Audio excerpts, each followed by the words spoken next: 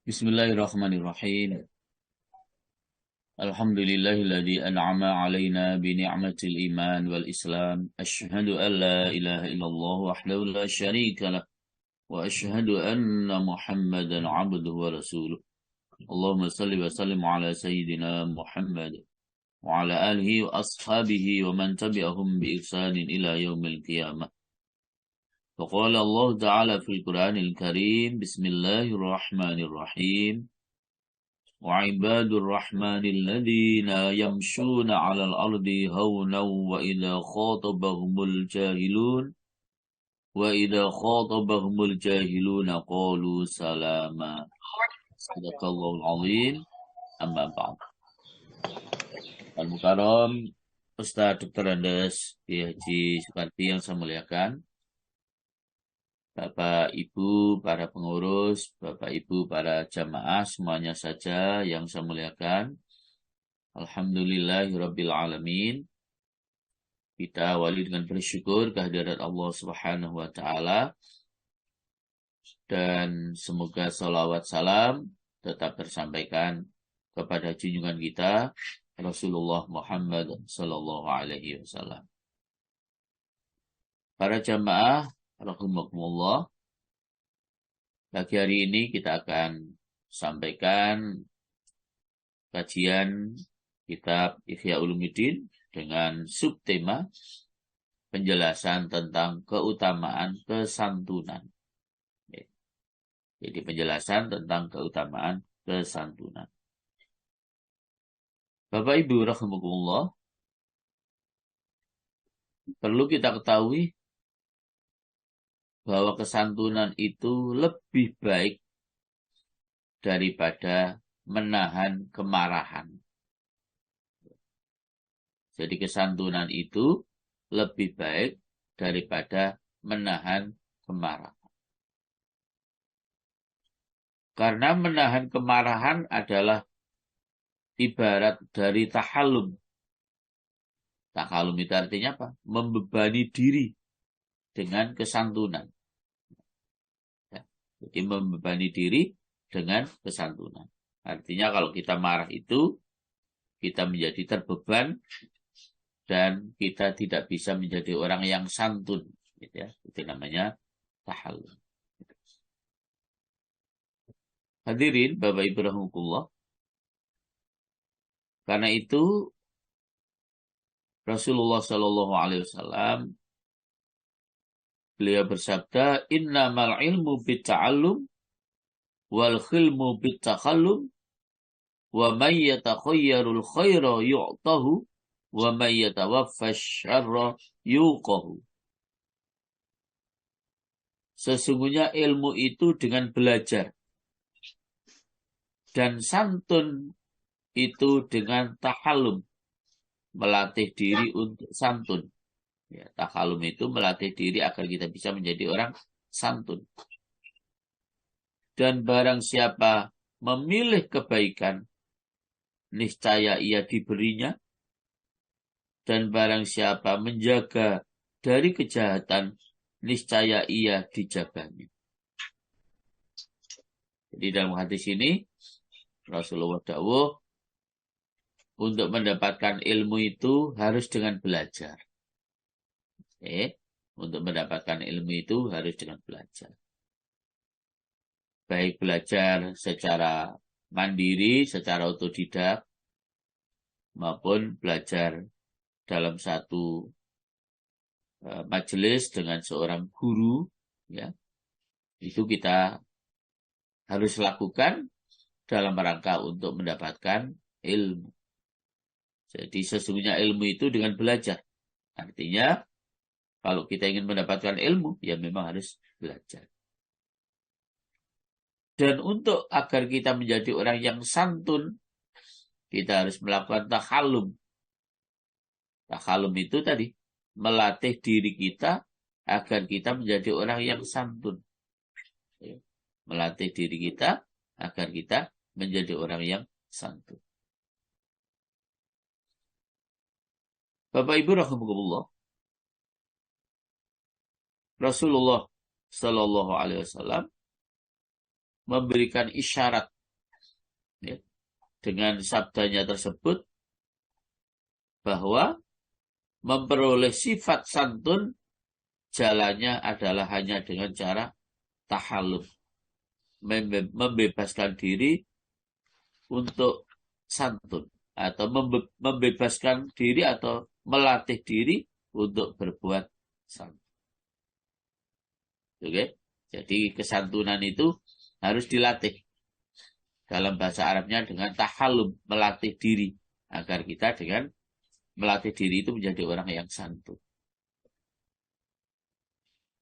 Sahabat Abu Hurairah radhiyallahu an berkata, Rasulullah Shallallahu Alaihi Wasallam beliau bersabda, "Utlubul ilma, watlubu ma'al ilm as-sakinah wal khilma walayyinu liman tu'allimuna waliman tata'allamuna minhu wala takunu min jababiratil ulama fayaghlibu jahlakum khilmakum."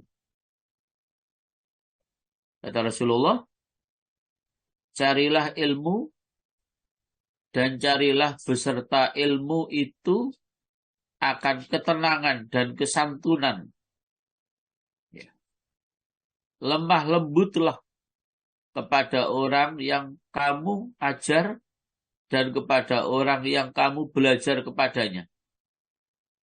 Dan janganlah kamu termasuk di antara ulama yang pemaksa, lalu kebodohanmu mengalahkan kesantunan. Jadi Bapak Ibu rahimahullah,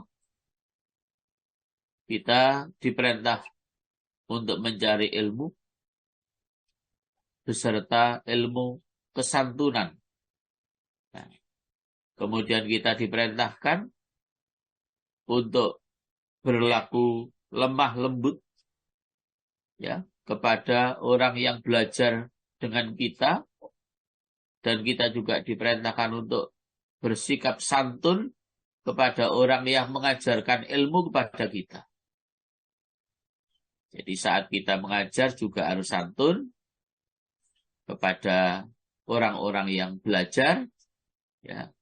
Selanjutnya orang yang belajar harus santun kepada orang yang mengajarkan ilmu. Ya. Kita harus seperti itu. Sebagai santri santun kepada ustadznya, sebagai ustadz harus santun kepada santrinya. Dua-duanya diperintahkan. Ya. Kenapa?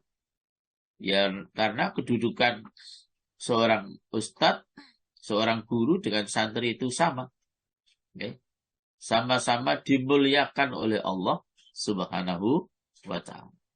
Ketika kita berkiprah di bidang ilmu itu, para jemaah sekali lagi, kita sama-sama dimuliakan oleh Allah Subhanahu wa ta'ala. Gitu. Nah, karena itu, kita tidak boleh termasuk menjadi seorang ulama yang pemaksa. Ya.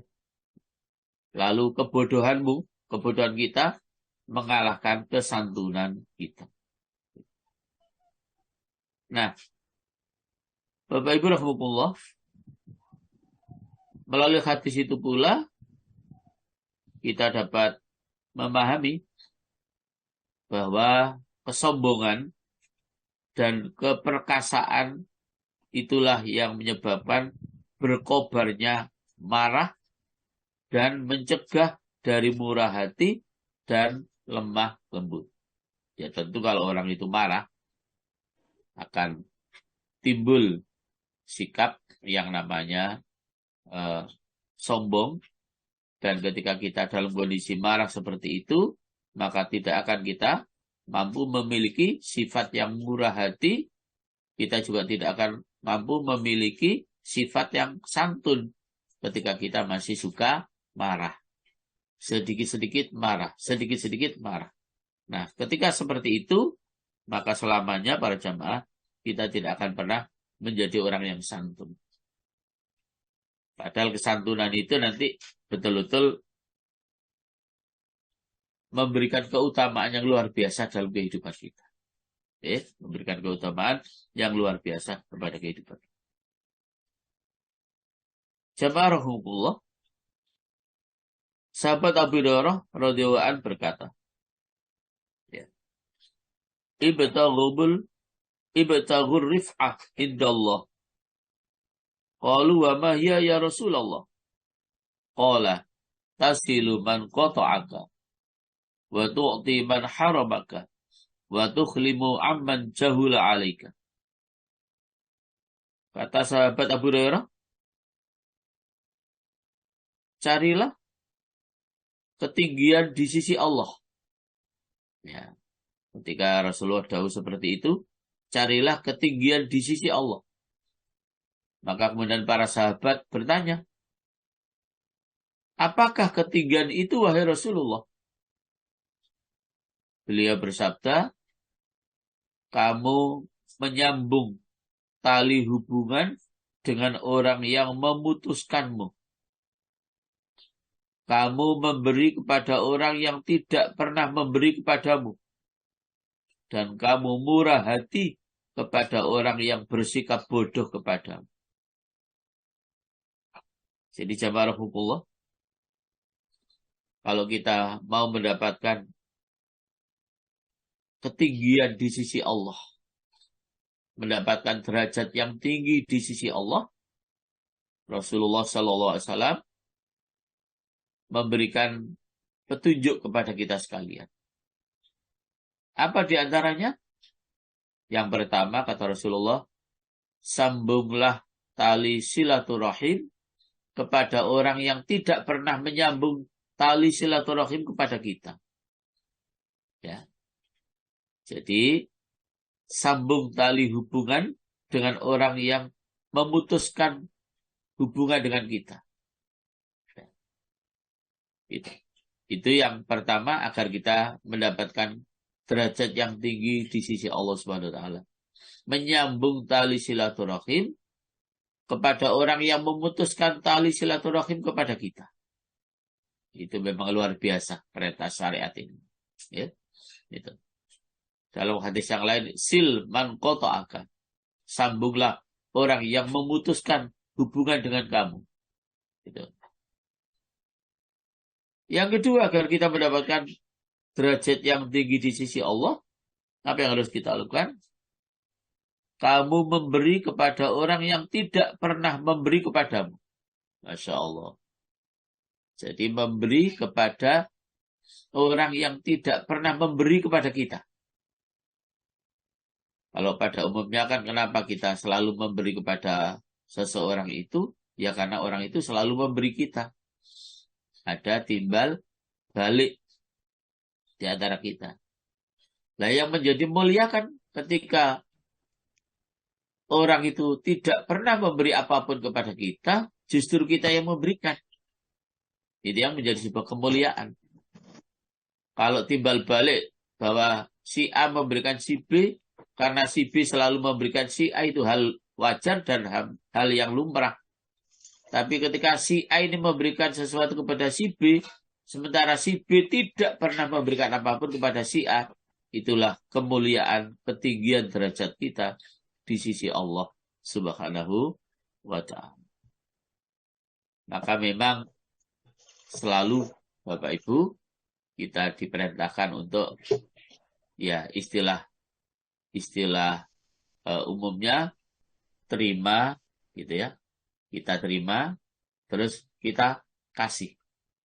Kita terima kemudian kita kasihkan. Itu terima kasih ya. Terima kasih. Ya, kasih itu begini, tangan kita di atas. Tangan yang suka memberi, bukan di bawah. Nah, kalau di bawah ini yang suka meminta-minta. Jadi terima kasih. Nah, gitu ya. Jadi harus seperti itu. Dan yang ketiga yang menyebabkan kemuliaan derajat tinggi di sisi Allah Subhanahu wa taala, jika kita murah hati kepada orang yang bersikap bodoh kepada kita. Jadi kita selalu memaafkan walaupun kita menghadapi orang yang bodoh. Walaupun mereka bahkan menganiaya kita, mendolimi kita, tapi kita selalu murah hati untuk memaafkan. Itulah 3 perbuatan yang jika kita lakukan, kita akan mendapatkan ketinggian derajat kita di sisi Allah Subhanahu wa Ta'ala. Memang berat. Karena berat itulah jika kita lakukan, kita akan mendapatkan derajat yang mulia di sisi Allah Subhanahu wa Ta'ala. Bapak Ibu rahimahullah, Rasulullah Sallallahu Alaihi Wasallam beliau pun bersabda, khamsun min sunanil mursalin, al-haya wal hilm wal hijamah was siwak wat ta'atur. Kata Rasulullah, 5 perkara yang termasuk sunnah atau tingkah laku para Rasul. Apa 5 perkara yang termasuk sunnah para Rasul, tingkah laku para Rasul? Yang pertama, al-haya, sifat malu. Nah, jadi Rasul itu semuanya punya sifat malu, al-haya. Yang kedua, al-hilmu, santun. Ya. Jadi malu. Yang kedua, punya sifat santun. Seluruh nabi itu punya sifat santun. Yang ketiga, wal hijamah, berbekam. Itulah kebiasaan para nabi, berbekam, hijamah. Yang ketiga. Yang keempat, wasiwak, selalu bersugi, selalu menggunakan siwak, selalu membersihkan gigi dengan bersiwak, dengan menggosok gigi. Ya. Jadi sampai-sampai Rasulullah pernah dawuh, andai kata tidak memberatkan umatnya gitu, maka setiap kali kita mau sholat itu diwajibkan untuk bersiwak terlebih dahulu. Ya. Jadi siwak itu menjadi kebiasaan para nabi. Yang kelima, menjadi perilaku para nabi, sunnah para nabi, para jamaah adalah wa ta'atur. Ya. Selalu memakai minyak wangi. Ya. Jadi para nabi itu selalu memakai minyak yang harum, memakai minyak wangi. Ya. Jadi itulah 5 kebiasaan para Rasul. Pertama, punya sifat malu.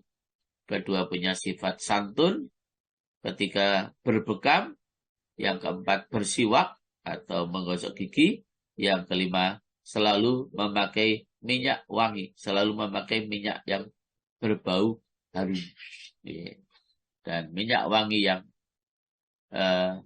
biasa dijelaskan oleh Rasulullah SAW, yang terbaik itu adalah minyak kasturi. Misik gitu ya, minyak kasturi. Itu yang selalu dianjurkan oleh Rasulullah Sallallahu Alaihi Wasallam. Ya, Sallallahu Alaihi Wasallam. Bapak Ibu rahimahullah, Rasulullah Sallallahu Alaihi Wasallam juga beliau bersabda, ya, Allahumma laisa indi sadaqah atusaddiqu biha fa ayyuma rajulin asaba min 'irdi syai'an fa huwa 'alaihi sadaqah. Jadi Rasulullah dalam hadis ini, wahai Allah, tidak ada padaku sesuatu sedekah yang dapat saya sedekahkan. Maka mana saja laki-laki mengumpat sesuatu dari kehormatanku, maka itu adalah sedekah atasnya. Jadi jamaah Allah, ketika kita dalam hal ekonomi memang tidak punya sama sekali untuk kita jadikan sedekah, maka masih ada solusi untuk mendapatkan nilai pahala sedekah. Caranya apa? Jika kita memang tidak bisa sedekah secara langsung, caranya adalah ikhlaskan ketika ada orang yang mengumpat kita. Ikhlaskan ketika ada orang yang memarahi kita. Ikhlaskan ketika ada orang yang mendolimi kita. Ketika kita ikhlas, diumpat, didolimi, dimarahi, itulah menjadi sedekah kita di sisi Allah Subhanahu wa ta'ala. Tidak kemudian kita diumpat kembali, kita balas dengan mengumpat, kita dimarahi, kita kembali memarahi, dan demikian seterusnya, kita didolimi, kembali kita mendolimi, berarti itu bahasanya drew, ya. Tidak ada nilai apa-apa. Tapi ketika kita diumpat, didolimi, dimarahi, kita ikhlas, ya, dengan dimarahi, didolimi tadi itu, diumpat tadi itu, maka itu menjadi sedekah kita di hadapan Allah Subhanahu wa ta'ala. Sedekah yang dengan tanpa menggunakan uang, tanpa menggunakan harta. Tapi dengan mengikhlaskan hati, ketika ada orang mengumpat kita, maka itu menjadi sedekah kita di hadapan Allah Subhanahu wa ta'ala. Maka Allah Subhanahu wa ta'ala mewahyukan kepada Rasulullah sallallahu alaihi wasallam, "Inni qad ghafartu lah." Sesungguhnya aku telah mengampuni dosa-dosanya bagi orang yang tadi diumpat tetapi tetap sabar, ya, tetapi tetap sabar. Bapak Ibu rahimahullah, kalau kita kembali kepada surat Ali Imran, surat yang ketiga, ayat yang ke-79. Oke. Saya bacakan ayatnya, ayat 79.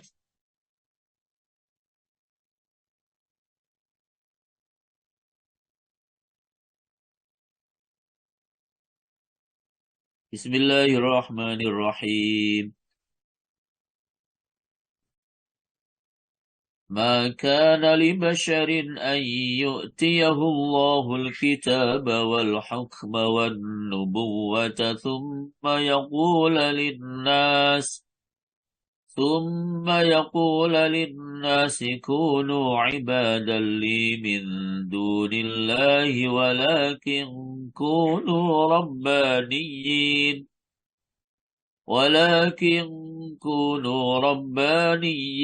بما كنتم تعلمون الكتاب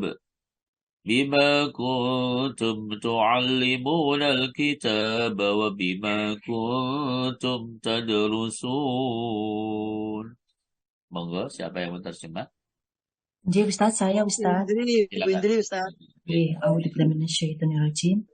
Tidak mungkin bagi seseorang yang telah diberi kitab oleh Allah serta hikmah dan kenabian, kemudian dia berkata kepada manusia, "Jadilah kamu penyembahku," bukan penyembah Allah, tetapi dia berkata, "Jadilah kamu pengabdi Allah, karena kamu mengajarkan kitab dan karena kamu mempelajarinya."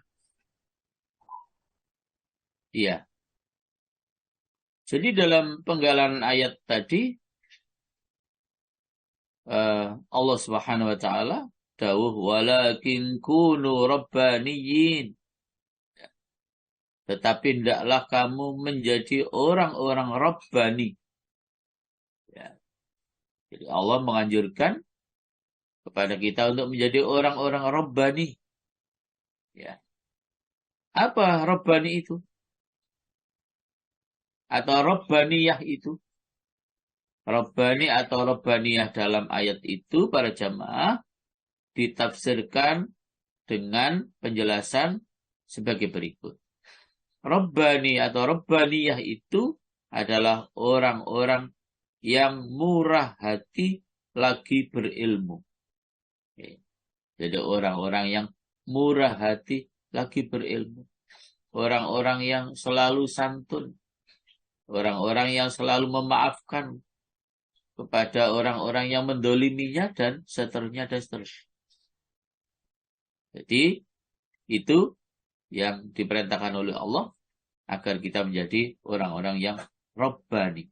Orang-orang yang selalu murah hati. Orang-orang yang selalu memiliki ilmu.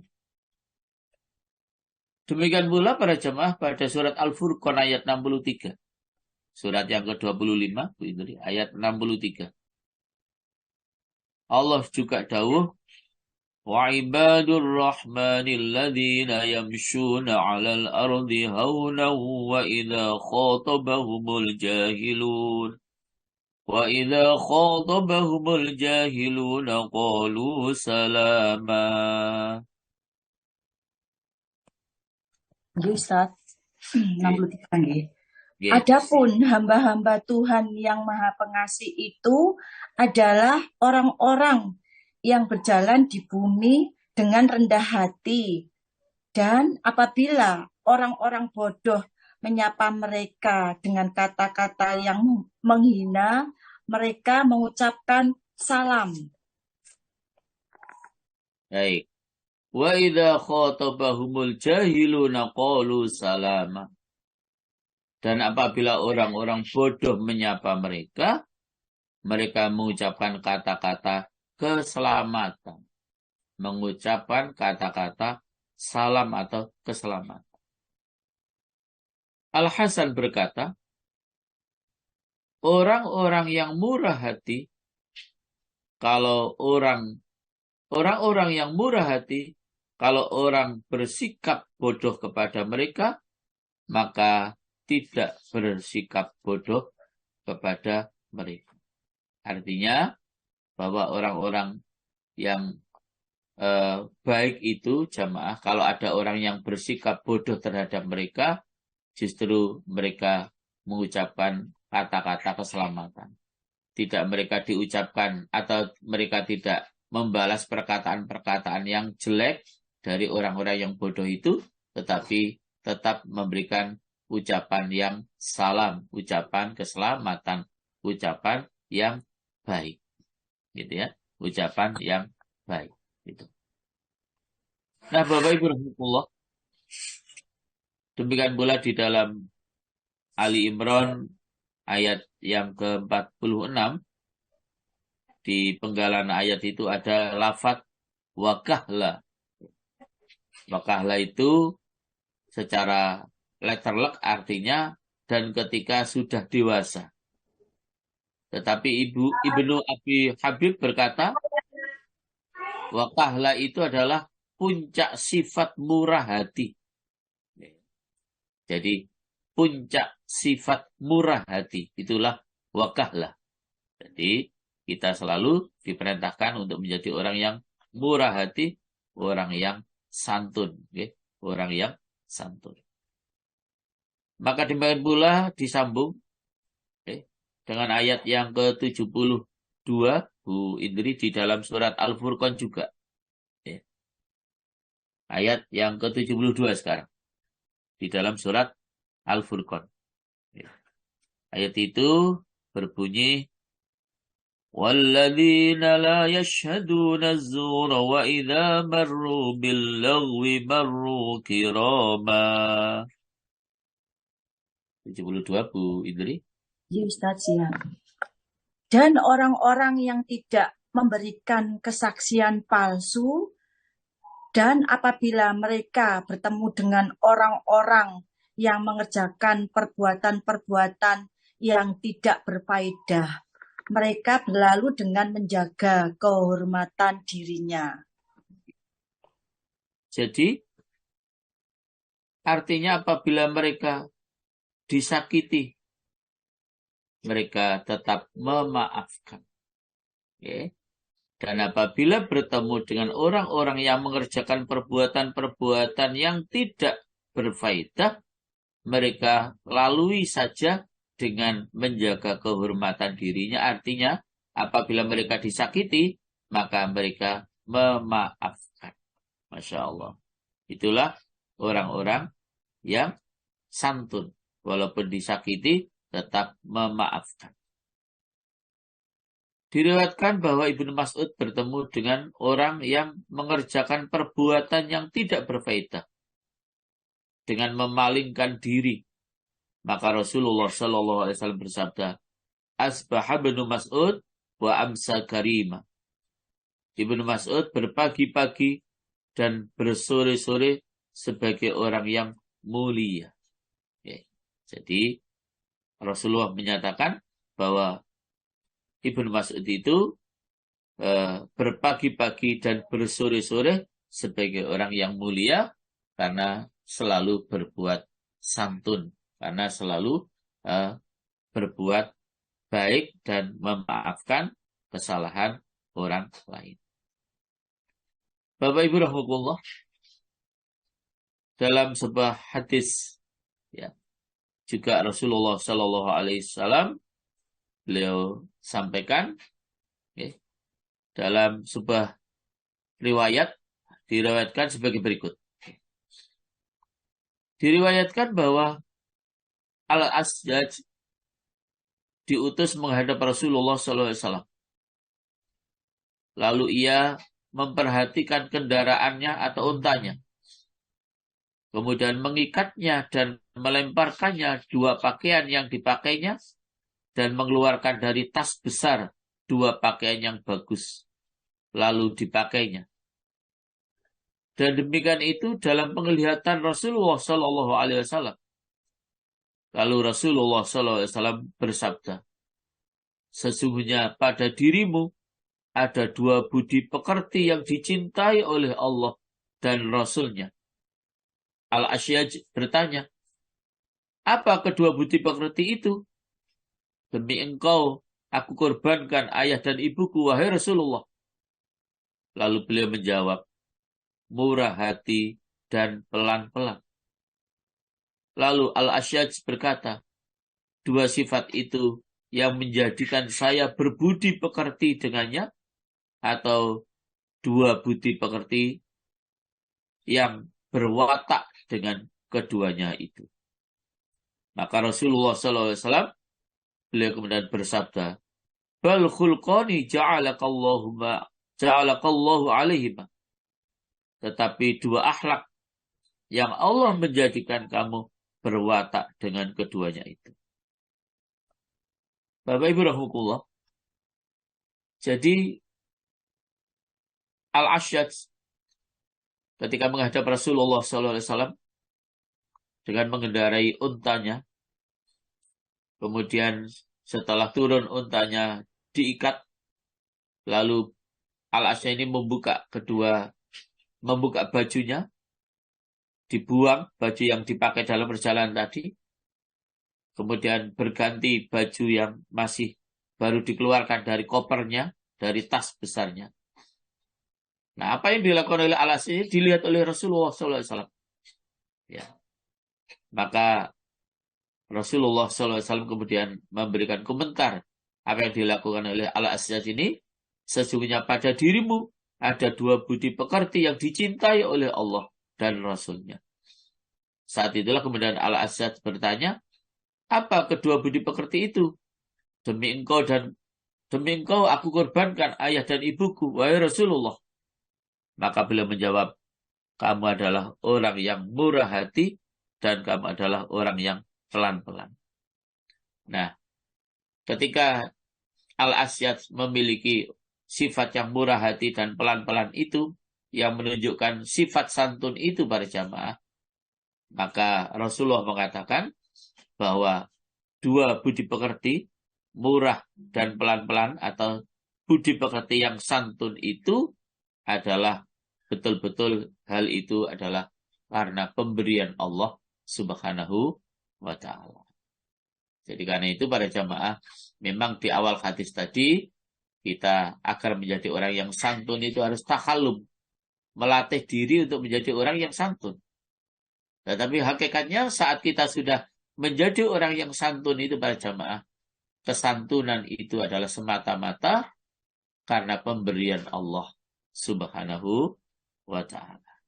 Karena pemberian Allah Subhanahu wa ta'ala. Kesantunan itu semata-mata kita lakukan adalah karena pemberian Allah Subhanahu wa ta'ala. Bapak Ibu rahmatullah.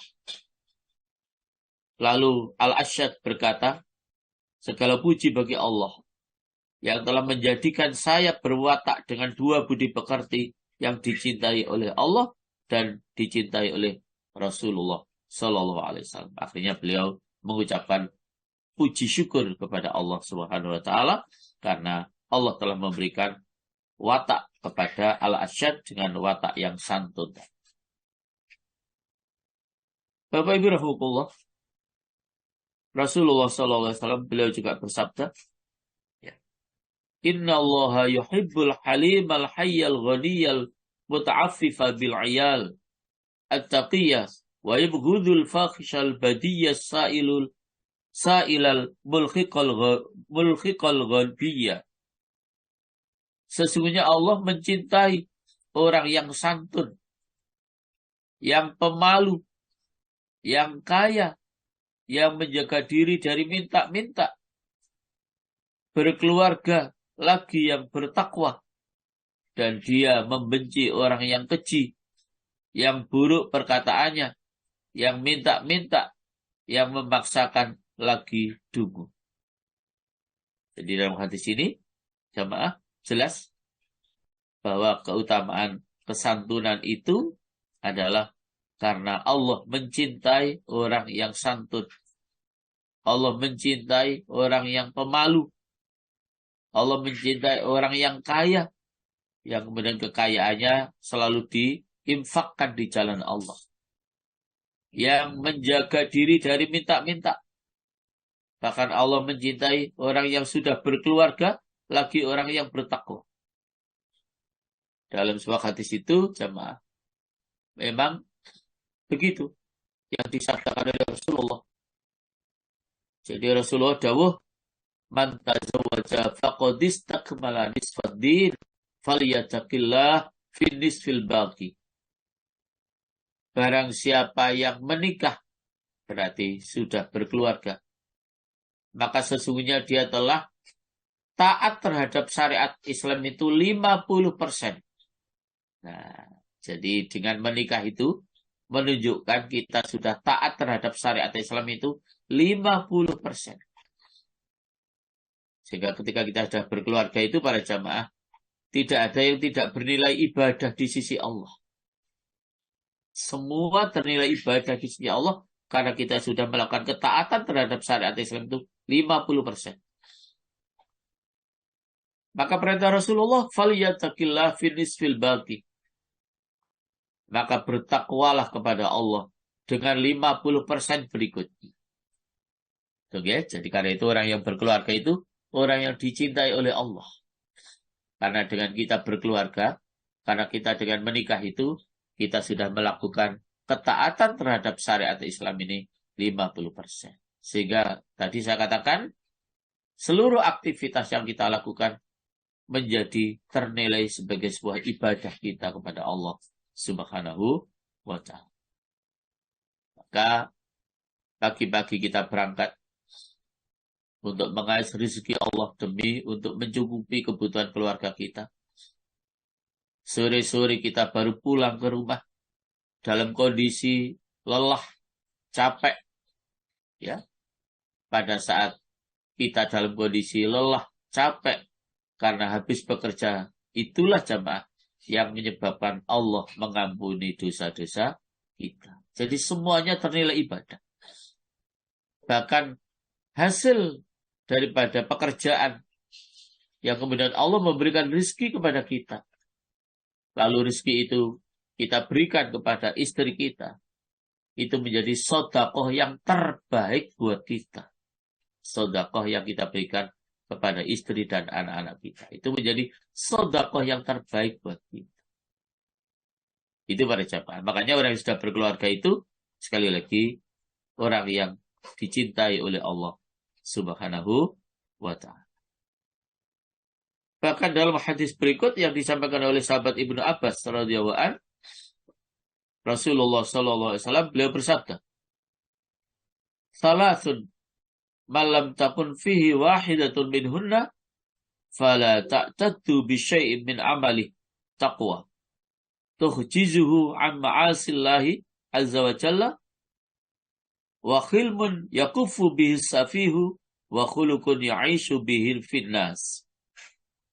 Kata Rasulullah berjamaah, 3 sifat barang siapa tidak ada padanya satu sifat dari 3 sifat tersebut, maka janganlah kamu anggap sesuatu dari amal perbuatannya sebagai takwa yang dapat menghalanginya dari perbuatan maksiat kepada Allah Azza wa Jalla. Apa 3 sifat? Ya, yang barang siapa tidak ada salah satu daripada sifat takwa itu, yang pertama adalah kesantunan yang dapat dipakai mencegah orang yang bodoh. Ya. Jadi yang pertama, kesantunan yang dapat dipakai mencegah orang yang bodoh. Berikutnya, budi pekerti yang dipakai hidup di tengah-tengah kehidupan manusia. Jadi jamaah rahmatullah, kata Rasulullah, 3 sifat. Barang siapa tidak ada padanya satu sifat dari 3 sifat tersebut, maka janganlah kamu anggap sesuatu dari amal perbuatannya sebagai sebuah takwa yang dapat menghalanginya dari perbuatan kemaksiatan kepada Allah SWT, yaitu kesantunan yang dapat dipakai mencegah orang yang bodoh, dan budi pekerti yang dipakai hidup di tengah-tengah kehidupan masyarakat atau di tengah-tengah kehidupan manusia. Jadi maksudnya hadis ini jamaah, kita belum dikatakan menjadi orang yang bertakwa dengan baik. Bahkan kita belum dikatakan bisa melaksanakan ibadah dengan sempurna jika ibadah yang kita lakukan itu tidak mampu menghantarkan diri kita menjadi orang yang santun.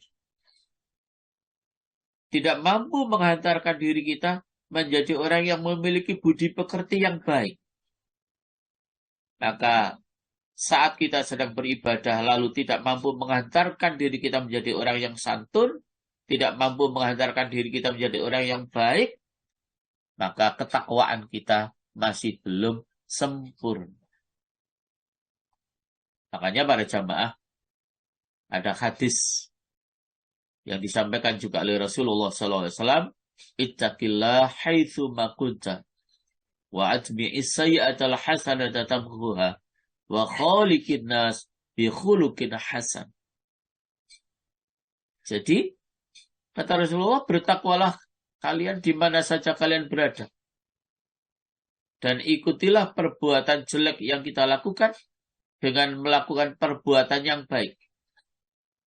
Karena dengan kita melakukan perbuatan yang baik itu tamhuha, melebur kejelekan-kejelekan yang pernah kita lakukan dengan kita mengikuti perbuatan yang baik. Dan di penghujung hadis itu Rasul dawuh wa khaliqin nas bi khuluqin hasan. Ya. Dan berbuatlah kepada manusia dengan perbuatan yang baik. Bersikaplah kepada manusia dengan sikap yang baik. Berakhlaklah kepada manusia dengan akhlak yang baik. Bahkan kemudian di dalam hadis yang lain, Rasulullah dawuh pada jamaah, akmalul mu'minina imanan ahsanuhum khuluqa. Ya. Paling sempurnanya iman seseorang itu adalah karena orang itu memiliki akhlak yang baik. Jadi standar kesempurnaan iman kita itu para jamaah, ukurannya adalah kita punya akhlak yang baik apa tidak. Kita menjadi orang yang murah hati apa tidak. Kita menjadi orang yang santun apa tidak. Ketika kesantunan, murah hati kita, akhlak kita baik, maka saat itulah iman kita akmal, lebih sempurna. Ya. Iman kita menjadi lebih sempurna. Bukan saja kamal, tapi akmal, lebih sempurna keimanan kita jika kita dalam hidup ini memiliki akhlakul karimah yang realisasinya akhlakul karimah itu jamaah, yaitu tadi ya kesantunan, murah hati, suka memaafkan kesalahan orang lain, tidak membalas perbuatan bodoh yang dilakukan oleh orang lain dengan perbuatan yang bodoh pula, tidak.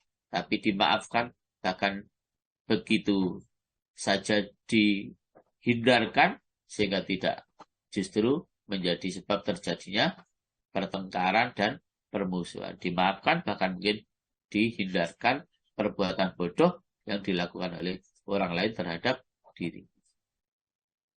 Jadi oleh karena itu para jamaah rahimahullah, kita betul-betul memang harus tahallum tadi. Berlatih untuk menjadi orang yang santun. Berlatih untuk menjadi orang yang memiliki akhlak yang baik. Terakhir para jamaah, Rasulullah SAW bersabda, "Idza jama'allahul khalaiqa yaumal qiyamati nada munadin. Aina ahlul fadli fayaqumu nasun wa hum yasiru fayantalikuna sira'an ilal jannati. Fatatalaqahumul malaikah fayaquluna lahum inna narakum bira'an ilal jannah.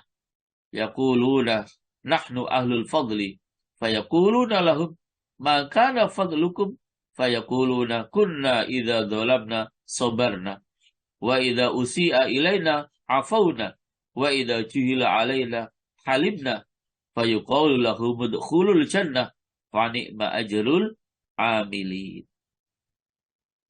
Kata Rasulullah dalam hadis ini jamaah, apabila Allah mengumpulkan makhluk-makhluk pada hari kiamat, maka menyerukan, manakah orang-orang yang mempunyai keutamaan? Lalu manusia berdiri dan mereka jumlahnya hanya sedikit. Maka mereka pergi dengan cepat ke surga. Lalu para malaikat berjumpa dengan mereka. Lantas berkata kepada mereka, "Sesungguhnya kami melihat kamu cepat-cepat ke surga," kata malaikat. Maka mereka menjawab, "Kami adalah orang-orang yang mempunyai keutamaan." Lalu para malaikat bertanya kepada mereka, "Apa keutamaanmu?" Mereka menjawab, "Kami apabila dianiaya, maka kami sabar. Apabila kami diperlakukan jahat, maka kami memaafkan. Dan apabila kami diperlakukan bodoh, maka kami tangguhkan kemarahan kami." Maka dikatakan kepada mereka, kata malaikat, "Masuklah ke dalam surga." Maka itulah sebaik-baik pahala orang-orang yang beramal. Jadi jamaah, hadis ini jelas dan mudah kita pahami keutamaan yang ada pada diri kita itu karena apa? Yang pertama, jika kita dianiaya, maka kita sabar. Jika kita diperlakukan jahat, maka kita memaafkan. Dan jika kita diperlakukan bodoh, maka kita tangguhkan kemarahan kita, sehingga kita tidak membalas kebodohan orang tadi. Maka pada saat seperti itulah jamaah rahimahullah menjadikan orang-orang yang memiliki sikap seperti itu, menjadikan mereka masuk surganya Allah Subhanahu wa Ta'ala, dan dikatakan itulah sebaik-baik pahala orang-orang yang beramal. Berat memang para jamaah, ya, berat memang ya. Dianiaya tapi sabar. Diperlakukan jahat tapi dimaafkan. Diperlakukan bodoh juga kita tetap menahan marah kita. Memang berat. Tapi itulah sebuah kemuliaan di sisi Allah Subhanahu wa Ta'ala jika kita memiliki sikap santun seperti yang tadi itu. Bapak Ibu rahimahullah, akhirnya Allah Subhanahu wa Ta'ala menjelaskan, فَإِذَا الَّذِي بَيْنَكَ وَبَيْنَهُ عَدَاوَةً كَأَنَّهُ وَلِيٌّ حَمِيمٌ وَلَا يُلَقَّاهَا إِلَّا الَّذِينَ صَبَرُوا وَمَا يُلَقَّاهَا illa dzu hadzin adzim. Yang artinya maka tiba-tiba orang yang antaramu dan antara dia ada permusuhan, seolah-olah telah menjadi teman yang sangat setia. Sifat-sifat yang baik itu tidak dianugerahkan melainkan kepada orang-orang yang sabar, dan tidak dianugerahkan melainkan kepada orang-orang yang mempunyai keberuntungan yang besar. Jadi jamaah, itu terbukti dalam kehidupan kita, okay? Kalau kemudian kita ini dijahati, kita tetap memaafkan. Kita diperlakukan tidak baik, kita tetap sabar. Kita didolimi, tetap kita maafkan. Yakinlah jamaah, orang yang kita perlakukan dengan cara seperti itu akan kemudian menjadi orang yang sangat baik, ya, sehingga di antara dua orang tadi seakan-akan tidak pernah ada permusuhan, bahkan akhirnya menjadi teman yang sangat setia, akhirnya menjadi teman yang sangat karib jika kita memang memiliki sifat yang baik seperti yang sudah saya sampaikan. Dulu ketika saya masih duduk di bangku sekolah di aliyah itu ya, jadi madrasah aliyah ya, itu banyak kawan-kawan yang memusuhi saya, tapi saya tetap diam saja. Dan apa yang terjadi? Akhirnya mereka-mereka yang memusuhi itu jamaah sampai sekarang menjadi seperti saudara. Jadi sekarang menjadi seperti saudara, sangat karib, sangat setia, karena memang seperti itulah konsep Al-Quran. Ketika kita santun, tetap diam, disakiti, tetap diam, dan memaafkan kesalahan mereka, pasti mereka akan menjadi baik kepada kita sekalian. Dan itu terbukti dalam kehidupan kita. Baik, Bapak Ibu rahimahullah, saya kira itu yang bisa disampaikan. Dan kami kembalikan kepada Pak Aswar. Monggo Pak Aswar.